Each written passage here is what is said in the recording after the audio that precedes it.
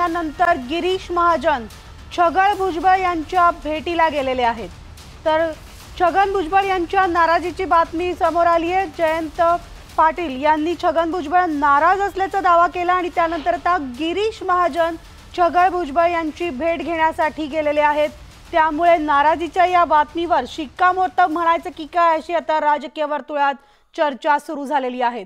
या भेटीची एक्सक्लुझिव्ह दृश्य आपण पाहतोय। आमचे प्रतिनिधी लक्ष्मण घाटोळ आपल्या सोबत आहेत।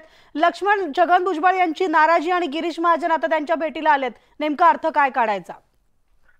खरं तर नाशिक लोकसभेसाठी छगन भुजबळ हे सुरुवातीपासून इच्छुक होते। त्यांना नाशिकमधून उमेदवारी करायची होती, मात्र पक्षाने निर्णय घेतला, अर्थात महायुतीच्या नेत्यांनी निर्णय घेतला की नाशिकची जागा जी आहे ती शिवसेनेला सोडायची आणि त्या ठिकाणी हेमंत गोडसेंना उमेदवारी मिळाली।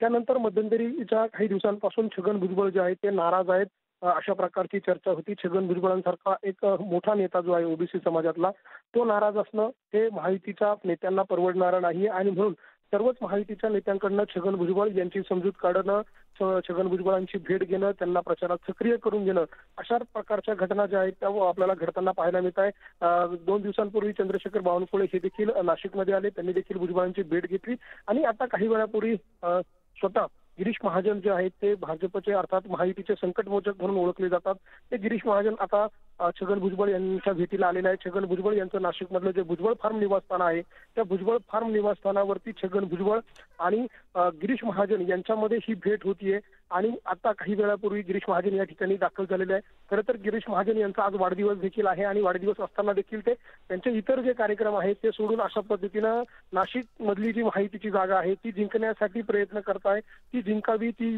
जागा जी आहे ती उडून आणावी यासाठी ते त्यांचे प्रयत्न सकाळपासून सुरू आहे। आज सकाळी देखील त्यांनी नाशिकमधले शिवसेनेचे नाराज आमदार असलेले सुहास कांदे यांची भेट घेतली, त्यांची नाराजी दूर केली, त्यांच्यासोबत त्यांची बैठक झाली। दिंडोरीच्या जागेच्या संदर्भात ती आवरली नाही तर आता गिरीश महाजन छगन भुजबळ यांच्या नाशिकच्या भुजबळ फार्म निवासस्थानी आलेल्या दोघांमध्ये त्या ठिकाणी चर्चा आता सुरू असल्याचं आपल्याला पाहायला मिळतंय।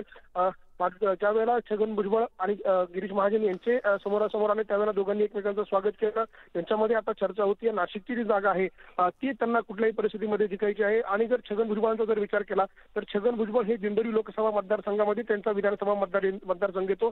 ज्या 6 विधानसभा आहेत दिंडोरी मतदारसंघातल्या त्या 6 विधानसभांपैकी 5 विधानसभा ज्या आहेत त्या राष्ट्रवादी काँग्रेस अजित पवार गटाकडे आहे आणि त्यामध्ये येवल्याच्या जागेवरती छगन भुजबळ हे स्वतः आमदार आहे। मनमाडमध्ये त्यांची ताकद आहे, येवल्यात ताकद आहे आणि नांदगावमध्ये ताकद आहे। त्यामुळे छगन भुजबळ जर मैदानात उतरले भारती पवारांसाठी तर निश्चितपणे त्याचा एक मोठा फायदा जो आहे तो भारती पवारांना होऊ शकतो।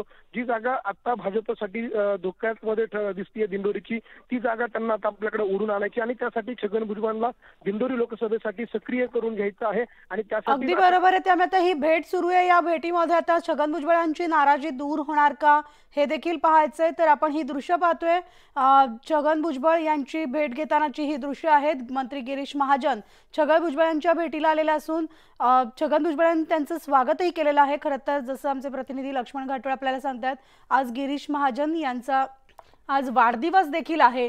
मात्र असं असताना अनेक कार्यक्रम असताना आणि महाराष्ट्रातल्या लोकसभा निवडणुकीच्या 5व्या टप्प्याचा प्रचार अगदी आता शेवटच्या टप्प्यात आलेला आहे आणि असं असताना देखील ते छगन भुजबळ यांच्या भेटीला आलेले आहेत।